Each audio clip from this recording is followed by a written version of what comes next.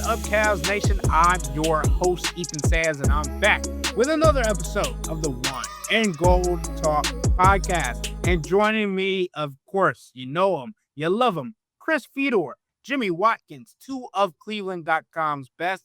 And I don't want to mince any words. I want to dive right into it today. There was news that came out today from Brett Siegel, national NBA insider and reporter for Clutch Points, who said that after different conversations in Summer League, there are conversations that the 2025-2026 season could be the last year for LeBron James in the NBA. Chris, Jimmy, I know we have all watched, and of course, Chris covered LeBron for a multitude of years, but I don't know if anybody is actually ready for the retirement of LeBron James.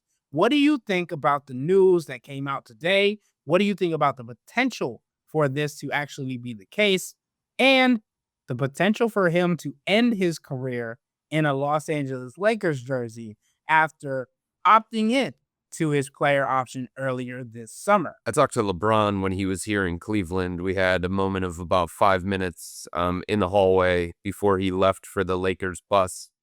And I asked him if this was going to be his last time visiting Rocket Mortgage Fieldhouse as a member of the Los Angeles Lakers or a player on a different team. And he just kind of laughed it off. And there's been conversation around LeBron about the possibility of possibly extending it in the NBA for as long as what it would take for his youngest son, Bryce, to get to the NBA. I don't know if that's going to end up being the case. He said that would be cool if he could do that with Bryce and Bronny and himself all in the NBA at the same time. But look, this is going to happen eventually. He's 40 years old. He's been playing at the NBA level since he was a teenager. I mean, you're talking about all of the miles. You're talking about all of the minutes. You talk about all of the extended playoff runs and then playing for Team USA. At some point, it just becomes too much, even for somebody like LeBron, who, the word about LeBron since he came into the NBA is you never put anything past him because he will make you look foolish. He will do unexpected things that other guys that have come before him just haven't done or haven't been able to do. So when it comes to LeBron, I never put anything past him. The one thing that I will say is that he is going, I believe, based on everything that I know about LeBron and all the conversations that I've had with people in his orbit, his general orbit, I believe that LeBron is going to make it known that he is going to retire before he retires. It's not going to be a situation where he plays out the final year and then in the offseason he just retires. The sense that I get is LeBron wants it all. He wants the farewell tour. He wants all of these different franchises, reliving all of his moments against them. He wants all of the glitz and the glam that comes with one of the greatest players, if not the greatest player of all time, calling it quits eventually. So at this point, he's not going to retire this offseason because he hasn't told anybody that he was going to retire this offseason. He opted into his player option. He's got $52 million coming his way. It's going to be hard for him to walk away from that. But, 25-26 makes sense from a contract standpoint because it's going to be his final year under contract. But if it is 25-26 when he calls it quits, he's going to let it be known, I would think, coming into this year that, oh, by the way, this is going to be my final year in the NBA. And I would not doubt if that revelation comes on his own Mind the Game podcast rather than anywhere else. Yeah, LeBron, for all of the complaining he does about all the attention that's on him, all of the stories that might not be stories that we try to make stories, his comments about, why would anyone want to be the face of the league, that sort of thing. He loves it. Yep. actions speak way louder than words. He loves the attention, and better be damn well sure he's gonna get his retirement tour. This is gonna be a production. There are going to be gift ceremonies. I mean, I wouldn't be surprised if he tried to get his number retired in every arena. LeBron has part of this too. Is LeBron, as much as has tried to distance himself from the GOAT conversation, I still think he's fighting that war. I still think it means a lot to him to win the battle of public opinion in that space. His best argument is longevity. So I think that as long as he feels good, I think he's gonna. I don't believe for a second that this is going to be his last season. By the way, for two reasons. Um, the foremost of them being we've addressed the Bryce James thing. I think that's real. I think LeBron wants to play with both of his sons, but I also, and I'm not starting media beef here. When LeBron retires, it will not be the first person to know. Will not be someone at clutch points. Like it will, like Chris said, it will be orchestrated but LeBron will deliver that message, or Rich Paul will deliver it to Shams, or something like this. This is one of the bigger trade secrets. To me, my read on this report is it got whispered about at Summer League. This is league conjecture, which that doesn't mean it's erroneous. LeBron has been, frankly, weighing retirement publicly for a couple of years now. Since I think it was the conference finals run they had against Denver, he started opening that door. Every time the Lakers season ends now, he does like a kind of exaggerated sigh at the podium, and part of it, I mean, the cynic in me is like, maybe he's playing up the drama, but I also think like NBA seasons are long, man. And when you take it all, when you're sitting at that table and everyone's asking you to take stock of your season, you realize how much you just went through, and it's a lot more to go through the older you get. So I think LeBron legitimately needs to take a breath at the end of every season and say, can I do this again? Because I don't want to. LeBron has said for years that he never wants to be the guy where like there's a noticeable drop off, and he kind of like, Yep. He kind of, again, it's LeBron. He's never going to be like, he's always going to be a serviceable basketball player, but he doesn't want to have to feel like he has to retire. Basically, he wants to go out on his own terms. And to me, that's the only thing left for me to worry about. Like, LeBron's career is stamped. We can argue I think there's legitimate cases from both sides for him and MJ. We can go in circles about it forever. But to be in that conversation, firmly entrenched in that conversation as he is an accomplishment all its own. I just really hope that, and I have confidence in the amount of money he spends on his body and how well he's gotten to know it, that this will be the case. I just really hope he gets to end it on his own terms, and there's no, like, knock on wood, like Kobe situation where all these miles suddenly just, run up on him at the wrong time. You know what I mean? Because we've seen him as he gets later in his career have a few more extended absences. Like the weird Solomon Hill injury, he's had hamstring issues. I just hope LeBron can go out on his own terms, and I expect him to do so, which means I expect him to be the one to tell us about it. To your point about the conjecture and people around the league talking about this stuff with LeBron, I mean, it was one of the talking points in Vegas. Everybody was wondering. I think everybody that I talked to admitted that the reasoning behind LeBron doing what he has done throughout the course of this offseason, there is a reason behind it. Because everything that LeBron does has a reason behind it, and it is calculated. But people were trying to figure out the why behind it. Why now? What message is he trying to send? But there was tons of conversation about LeBron. And you know who loves when that's the case? LeBron loves when that's the case. And I don't know if that was the reason for it all, but he was in the spotlight in Vegas as opposed to Cooper Flagg, as opposed to Dylan Harper, as opposed to anybody else that was there in Las Vegas, even as opposed to Kevin Durant, Bradley Beal. Like, there are other moving parts throughout the course of this offseason, but the talking point has been LeBron. And LeBron loves that. LeBron's camp loves that. And it's going to continue to be a talking point because for all the things that you can say about LeBron, he finished 6th in MVP voting.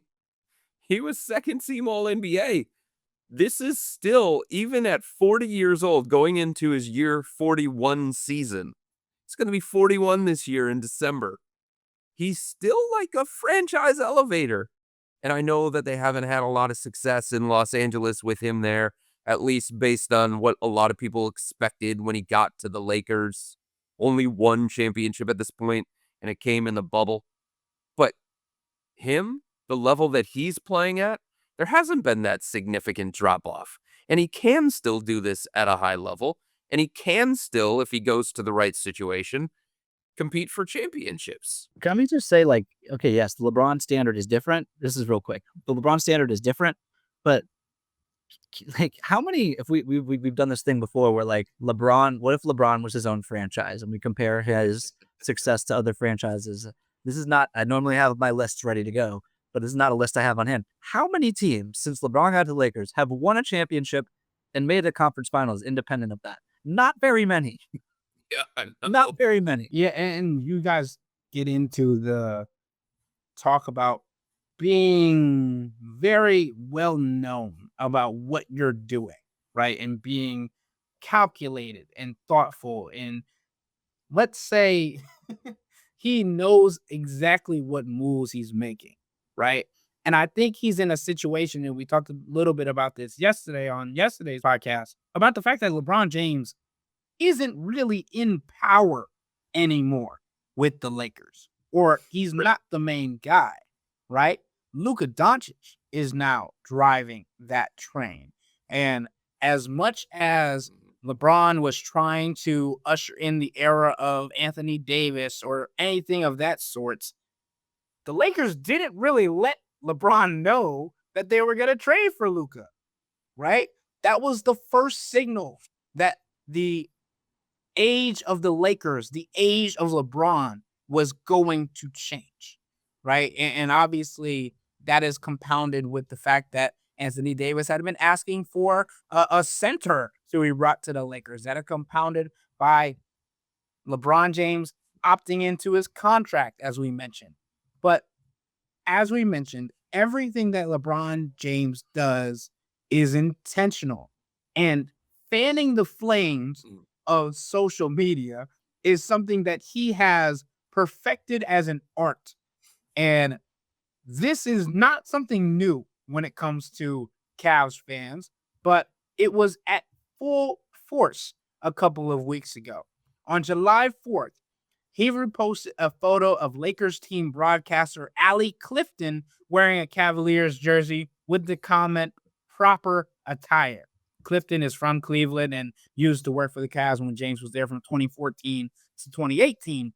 But 2 days earlier, LeBron James had posted a video of himself playing golf in Cleveland wearing a hat that said, "Welcome home." Not to mention that he was also at the Cavs practice facility working out with Cavs Summer League players.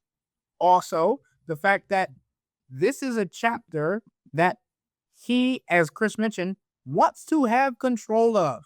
If this is the last chapter of his book, he is going to want to have every say in what happens. So, Jimmy and Chris, I have this question for you and for all the fans that are asking for LeBron James to come back to Cleveland or questioning whether that's a good move. And Jimmy, I know you wrote about this for the website in the column that I implore everybody to read when they have time to do so. Do the Cavs need LeBron James, or does LeBron James need the Cavs in this iteration of his career? Because right now, it feels like there's a lot of questions being unanswered. And as we continue to mention, this is the last chapter, allegedly, by some people who have had rumors around Summer League. So where do you think he would rather finish that career, finish that chapter? And again, do you think the Cavs need LeBron James more, or does LeBron James need the Cavs more in this situation? Well, I think LeBron wanted it to be in Los Angeles, but I think he wanted it on his terms. And he's always been able to dictate terms. He's always been able to dictate what coach gets hired. Can his strength trainer be part of the staff? Who flies on the team plane? When is the team going to practice? When is the team going to shoot around? He's always been in control of those things. What kind of contract he's going to get. The other moves that happen around the organization. LeBron has always been able to dictate those terms. He's always been able to be in control. But now the Lakers have somebody like Luka that just makes it really, really different. And the Lakers at one point needed somebody like LeBron, a needle mover, somebody who was going to draw people to the arena, somebody that was going to elevate the franchise back to where it's used to. That was LeBron, and he did that. But they have now turned to Luka, and Luka has the ability to do all of that same kind of stuff. So the Lakers, for lack of a better term, don't need LeBron as much as they did a couple of years ago. They don't need him to be the kind of franchise that they pride themselves on being. And I think that's a blow to LeBron, and I think that's hard for LeBron to accept, and I think that makes him mad. So, I mean, I think to your question, I think the answer is a little bit of column A and a little bit of column B. Like, I only say, I think need is a tough word when it comes to the Cavs. But I am still of the belief that they've got to prove it at the playoff level. If you put LeBron on this team, depending on what it would take in order for the Cavs to get him, and this becomes really, really complicated. If we could just talk basketball and we can talk rules, if the Cavs don't give up Donovan Mitchell for LeBron James, then it becomes really, really difficult for them to make a trade for LeBron. The salaries don't match. They can't aggregate salaries together. They're a second apron team. It's got to be dollar for dollar, cent for cent. So you're talking about bringing in a third team, maybe a fourth team, maybe a fifth team. Heck, maybe you expand it to 8 and you break the record of teams that are involved in a trade just to get all of the math to work and just so that you can satisfy the Lakers and all these other teams that would have to be involved for the Cavs to legally pull off a deal for LeBron James that does not involve Donovan Mitchell. Donovan Mitchell, the contract is right in the same range as LeBron. If you want to start talking about Darius Garland as the centerpiece, all right, now you got to find $13 million, and you can't put 2 of the Cavs contracts together just to make the math work. So it's really, really difficult to pull off a trade that's going to bring LeBron here. So there's some reporting out there that these teams around the NBA are hopeful that LeBron negotiates a buyout with the Lakers before the season starts. Like, no shit. Like, duh. Of course they are. Because that's their pathway to get LeBron. Because they know how difficult it is to trade for him. And if you get LeBron in a buyout situation, and then him taking a lesser contract, who wouldn't sign up for that? He finished 6th in MVP voting. So of course you would want LeBron to play for your franchise for $3 million a year because the return on that investment is astronomical. So yeah, duh, the Cavs are hoping that LeBron gets bought out before the season starts so that they don't have to give up anything of substance in order to just plop him on this roster. And if you plop him on this roster as the starting small forward next to the core 4, like, all right, start booking your hotels for June for the NBA Finals. So, like, that's the most bizarre report that I've seen all summer, and I've seen some bizarre reports. So I do think it's a little of column A and a little column B because there is still this wonder that I have about the Cavs. Look, I know that they're going to be a good team. I know that they're going to be a legitimate title contending team. I know that they're going to be one of the best teams in the Eastern Conference. But I still wonder about them when they get to the playoffs. I wonder about the level of overall readiness on this roster. Darius Garland, Evan Mobley.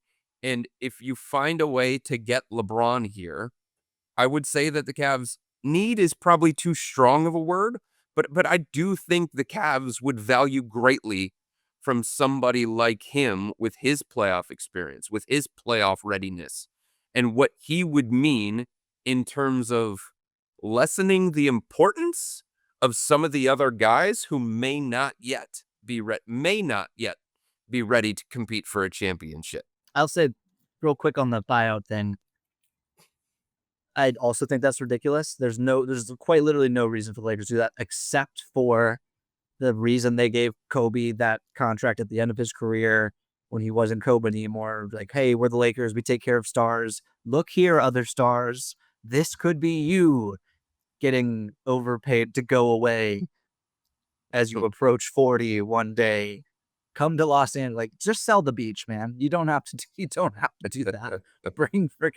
Bring celebrities to the restaurant. You guys got enough going on. You don't need to acquiesce to everyone's women. That, to me, that's the crux of this. I think LeBron.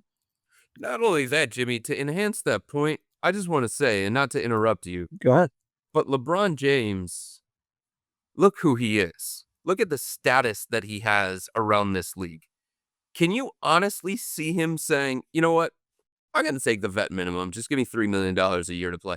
Damian Lillard, who is recovering from a ruptured Achilles, who's not going to play this year, is getting a 3-year, $42 million contract from the Portland Trailblazers. And I'm supposed to believe that prideful LeBron, perhaps the greatest player of all time, is going to say, yeah, I'm going to sign up for $3 million a year to play in Cleveland. Like, what? No, that's not happening. LeBron opted into his $52 million contract, one, because he believes he has earned it and deserves it, and two, because he loves money. If he wanted to go that route, the free agency route, he would have just simply opted out of the contract, right?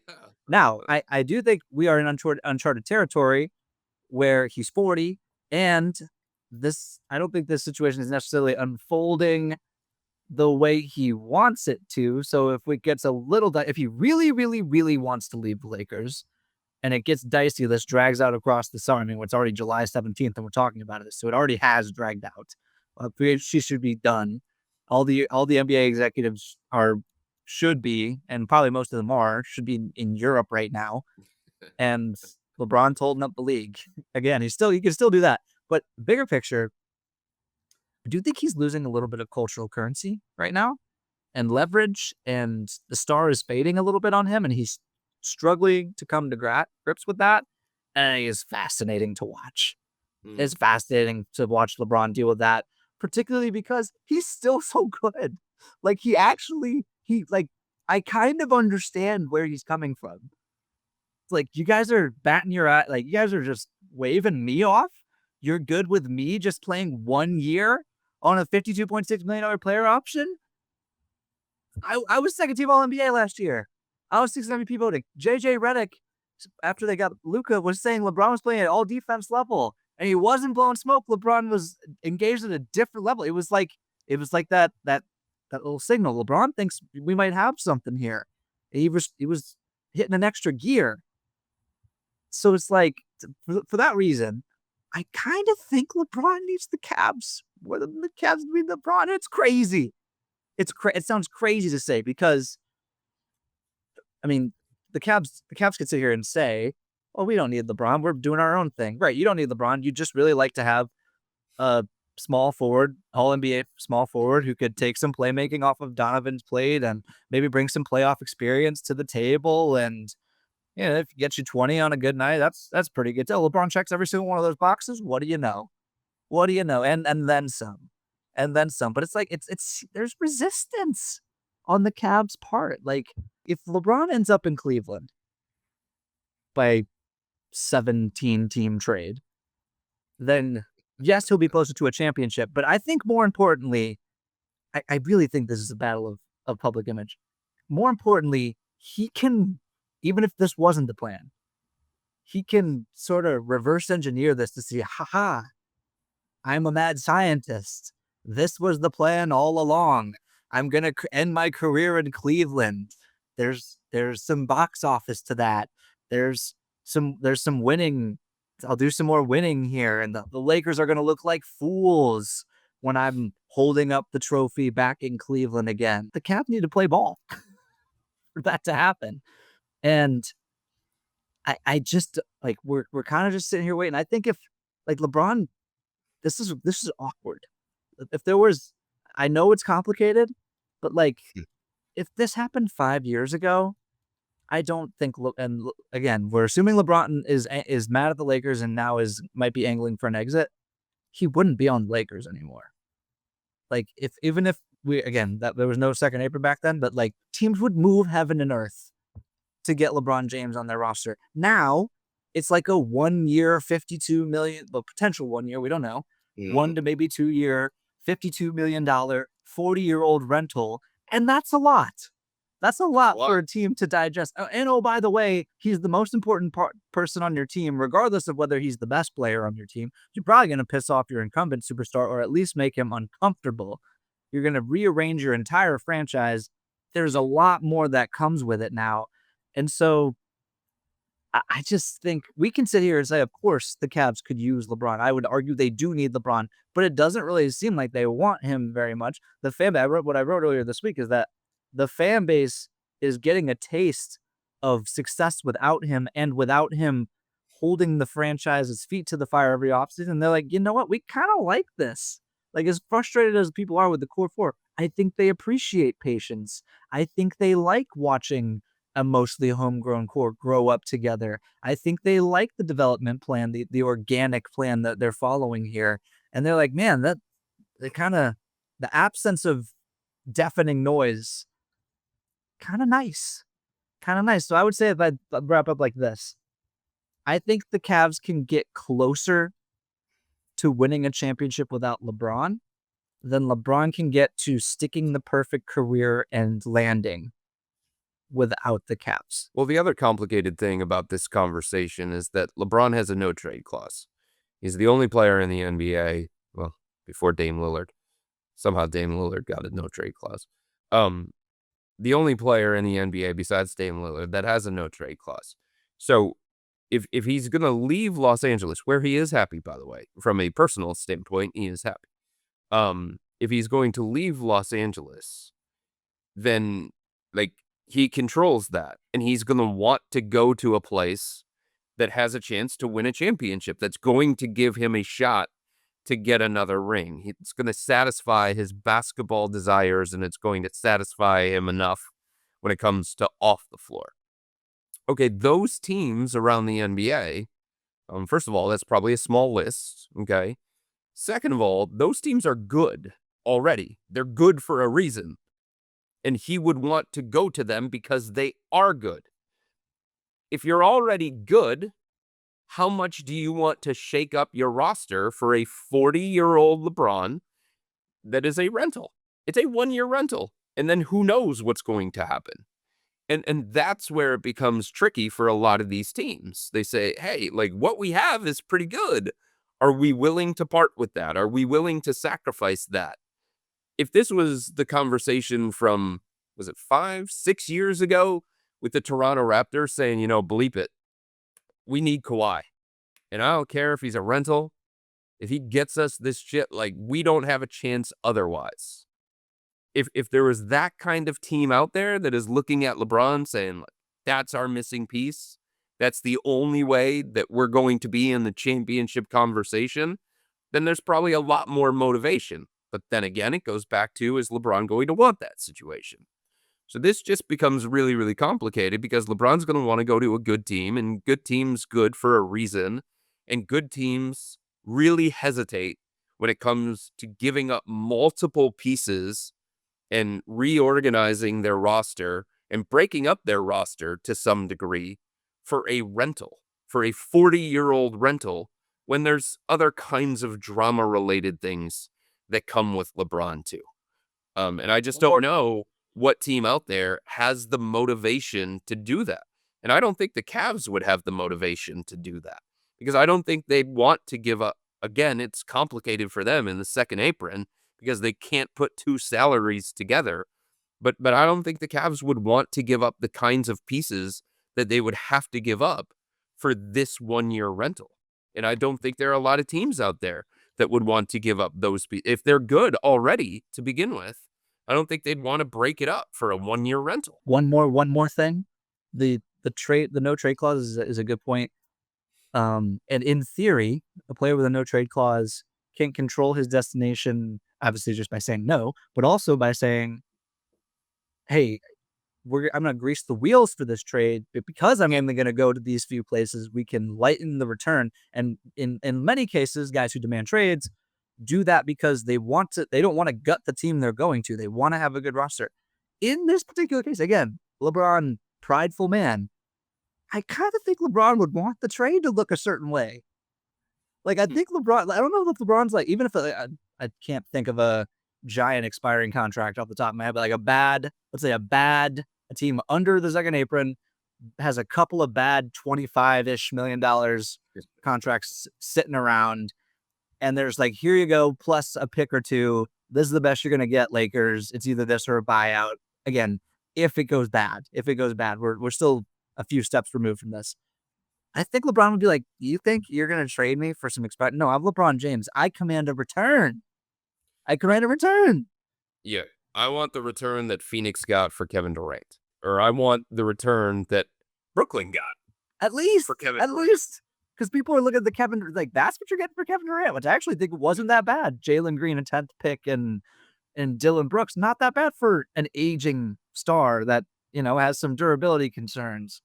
But even then, do you think LeBron looks at that trade and goes, wow, good return for Kevin Durant? No, he doesn't. I think those are all great points. And as Jimmy mentioned, the no trade clause is important in this context, especially when we talk about NBA insiders talking about potential teams reaching out about trade scenarios. And Scoop B. Robinson came out a couple days ago saying that the Warriors, the Mavericks, the Clippers, and the Cleveland Cavaliers have reportedly reached out to Rich Paul with interest in trading for LeBron James. How accurate those statements are, who knows, right? But the other portion of this that I like to keep stirring the pot, as they say, and I missed one of the original things that LeBron James did to kind of indicate how he is still tied to the Cleveland Cavaliers or just the Cleveland area in general. When he responded to Brandon Weems, obviously we talked about it on yesterday's podcast, Kobe Altman and his staff getting extensions and multi-year deals. LeBron James simply tweeting on July 14th, yes, sir. Congratulations to my brother, Brandon Weems. Super proud of you, man. I do not think anything, as we said earlier, that LeBron James does is by accident. I think it's very personal and all these things. And sure, LeBron James tweets that and hypes up all of his friends around the league. But the connection to Brandon Weems, and Chris, you can go more in depth on this, has been sincere and personal for many, many years. And I think it's important to keep this in mind when we talk about how this could affect potential deals in the future or in the coming weeks. Well, I think there are a couple of things here. Number one, not to dump a bucket of cold water on this, but LeBron also showed up to the Cavs playoffs 2 years ago, and he sat courtside, even though he was a member of the Los Angeles Lakers, and the Cavs were in the middle of a playoff run, and that meant nothing. He was just here. That didn't turn into, well, LeBron James is leaving Los Angeles and he's coming to Cleveland. A lot of people were like, oh my God, what is he doing in Cleveland? What does this mean? What is LeBron trying to say? Everything he does has a meaning. Everything he does is calculated. What is this about? And it turned out to be nothing. The other thing, yes, LeBron's relationship with Brandon Weems, it runs deep. He's basically family. He's basically a family member to LeBron. Every time that LeBron comes to Cleveland, those two guys get together. They have dinner. When the Cavs go out to Los Angeles, Brandon Weems makes that trip. He goes to LeBron's house. He has dinner, played with LeBron at St. Vincent, St. Mary. So their relationship has gone back decades. And LeBron has this thing of La Familia. Once you're in the family, you're in the family.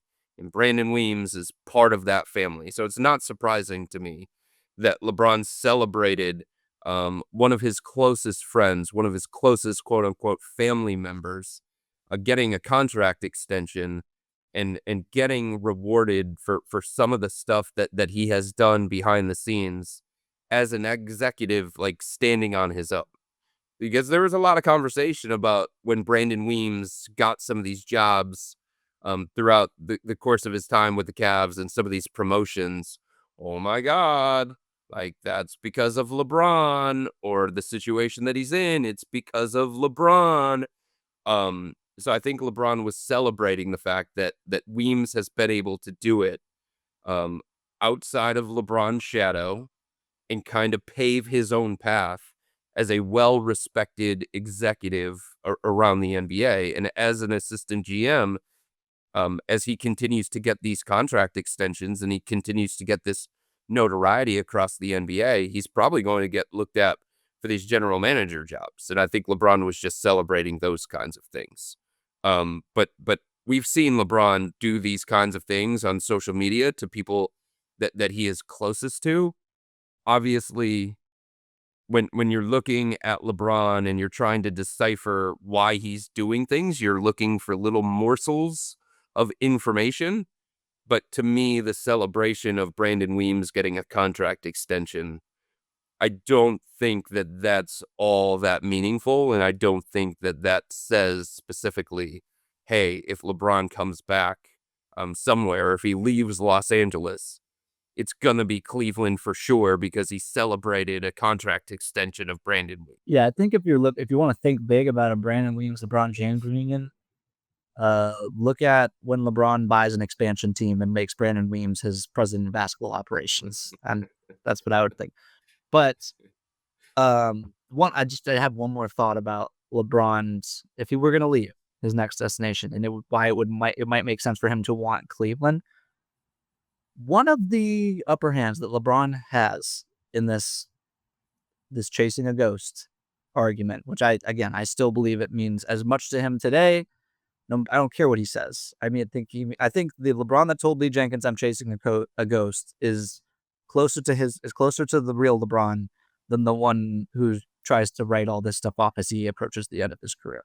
I think there's validity to both, but I think in his heart of hearts, he wants to be the greatest player of all time.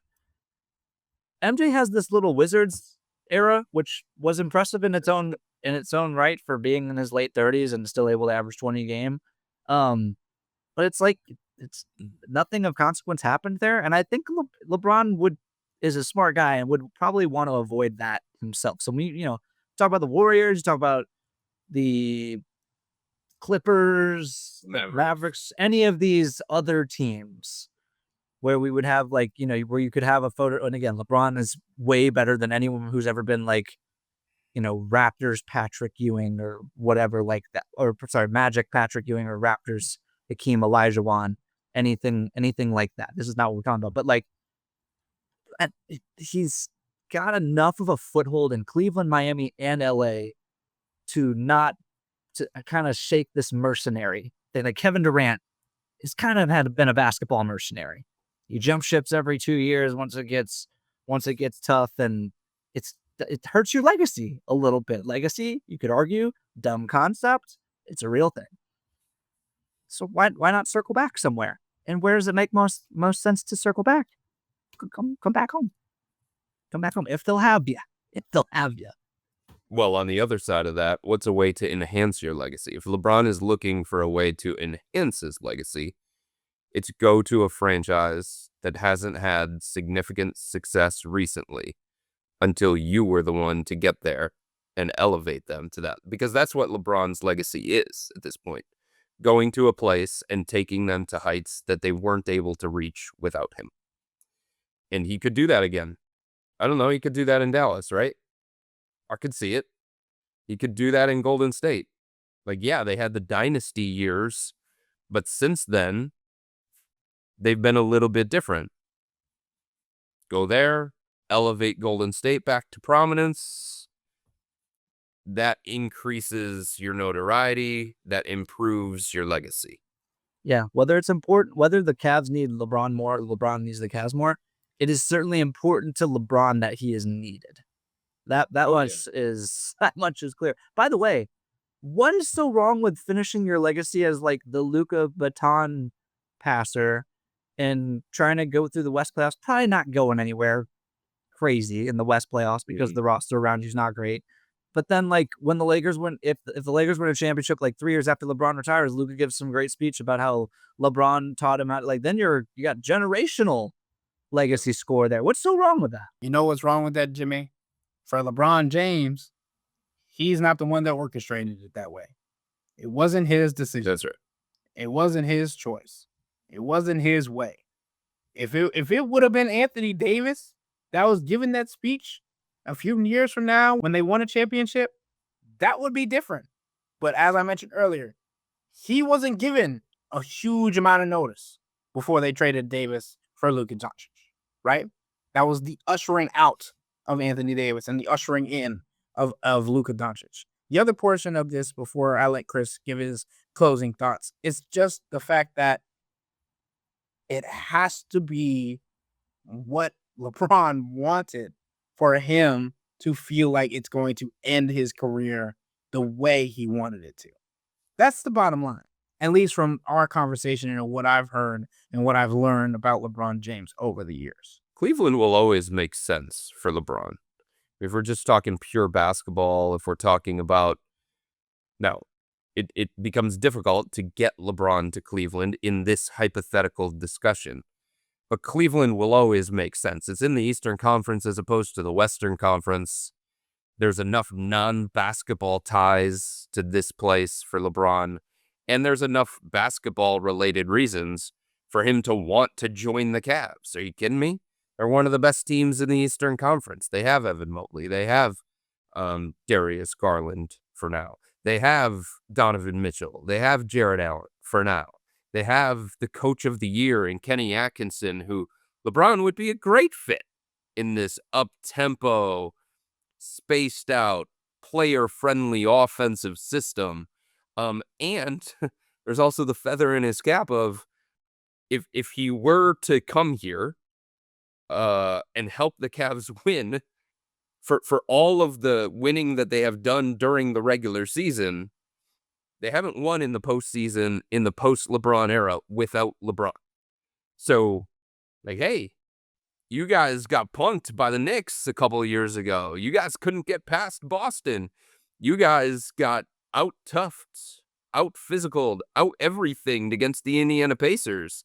And then look what happened when I arrived. You won the championship, or you got to the NBA Finals. So there would always be that little thing that LeBron would have on his side, too, if he were to come to Cleveland and elevate them back to a place that, as much success as they've had in the regular season, the 64 wins, the 48 wins, the home court advantage, all these different things, we talk about it all the time on this podcast. They just haven't shown that they can do it in the playoffs.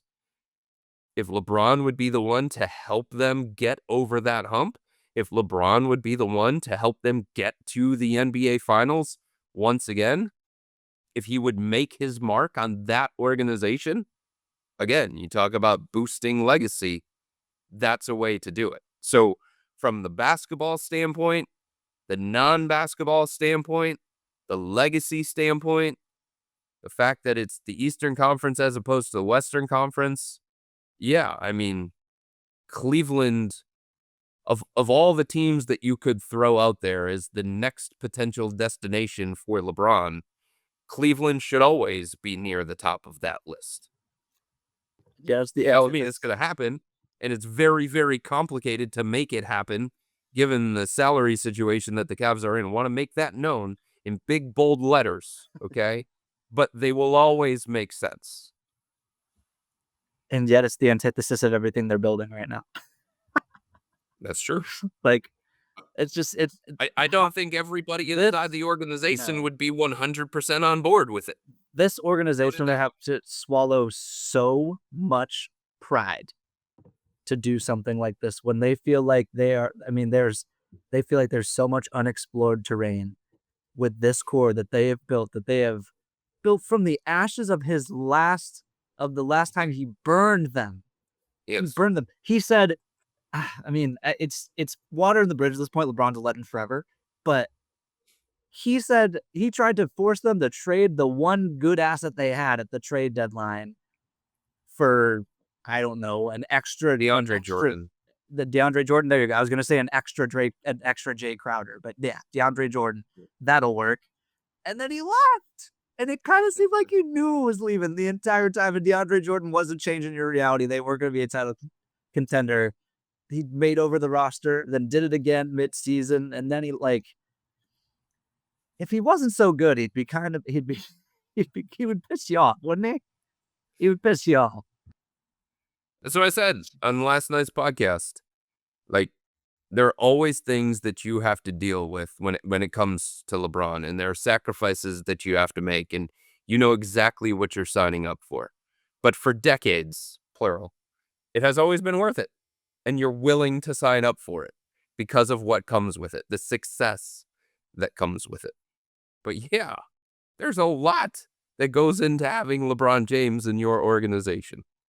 And at this stage of his career, given where the Cavs are already at, given the excitement that they have for this season coming up, I'm not sure that everybody would be on board with just welcoming him back. I think that's a good point. And I don't think it would be fair if I didn't answer my own question.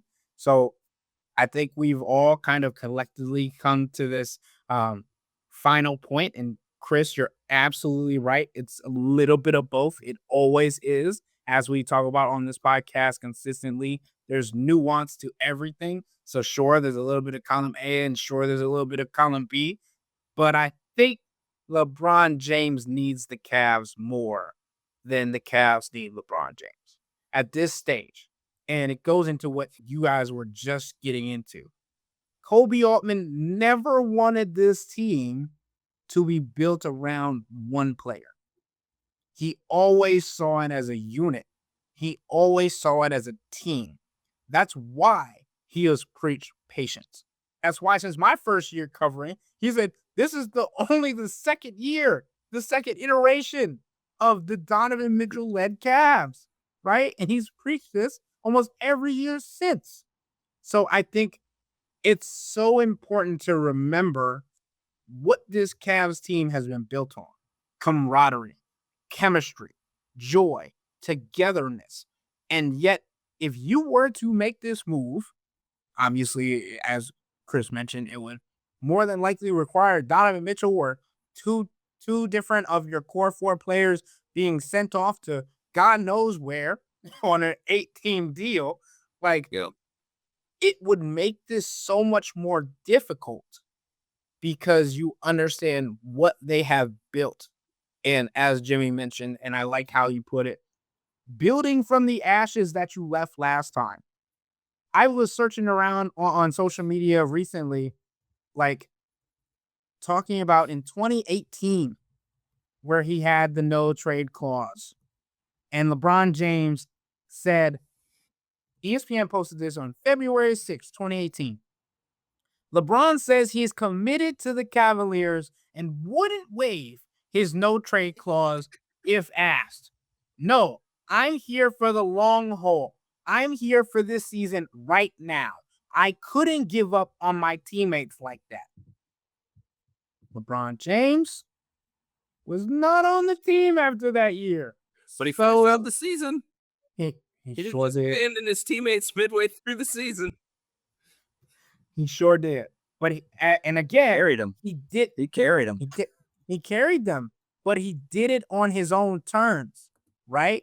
He did it on his own terms. That's so important to this narrative about LeBron James, the web that we've been spinning for this entire podcast. LeBron James is going to do what he thinks is best for LeBron James. Whether that's Cleveland, whether that's Dallas, whether that's Golden State, wherever that may be. And Chris, I 100% agree with you. Cleveland will always make sense. But in this scenario, again, I want to reiterate, it does not feel like the Cavs, the core four, the team that just won 64 games, the team that felt like if they were healthy, again, if they were healthy, they felt like they would have been able to get to the NBA Finals, right? Donovan Mitchell stayed in Cleveland for more than a week because he could not handle what happened, right? So I just think it's so important to reiterate that and how this team has been built and how this team has progressed over the years and where they have gotten to at this point. Can we be clear about something though? What I think I'm also team LeBron needs the Cavs more. The Cavs still need LeBron. The injuries. I'm not with the injuries as an excuse for last year's playoff exit. The more I watched the Pacers over the course of the playoffs, the more I was like, oh, they were beating the Cavs. The Cavs weren't ready to endure what the Pacers put you through over the course of 7 games. They're not mentally tough enough. They're not mature enough yet. There's something missing, and LeBron brings everything that they're missing. Is it worth doing at the expense of flexibility in the future and, having 2 clear shots at an Evan Mobley centric title contender? I don't know. The answer is if you win a championship, yes. And the answer to will you win a championship is, are the Cavs, sans Jared Allen and Darius Garland likely, plus LeBron, good enough to beat the Thunder? It's a fun conversation. I don't know the answer. It's not an automatic yes. It's very complicated. But I do want to I thought one of us would be like, oh, the LeBron obviously, the Cavs obviously need LeBron more. Again, I think the Cavs need him a little bit less than he needs them, but maybe they just need each other. Is what we're coming to here. I think that's well said, and I think that's how we have to wrap up today's episode. That was beautifully done. And with all that being said, that'll wrap up today's episode of the Wine and Gold Talk podcast. But remember to become a Cavs insider and interact with Chris, me, and Jimmy by subscribing to Subtext. We know we didn't get to you this week. We missed y'all. We're going to get to you guys next week for our Hey Chris episode. Sign up for a 14-day free trial or visit cleveland.com/Cavs and click on the blue bar at the top of the page. If you don't like it, that's fine. All you have to do is text the word stop. It's easy, but we can tell you that the people who sign up stick around because this is the best way to get insider coverage on the Cavs from me, Chris, and Jimmy. This isn't just our podcast. It's your podcast. And the only way to have your voice heard is through Subtext. Y'all be safe. We out.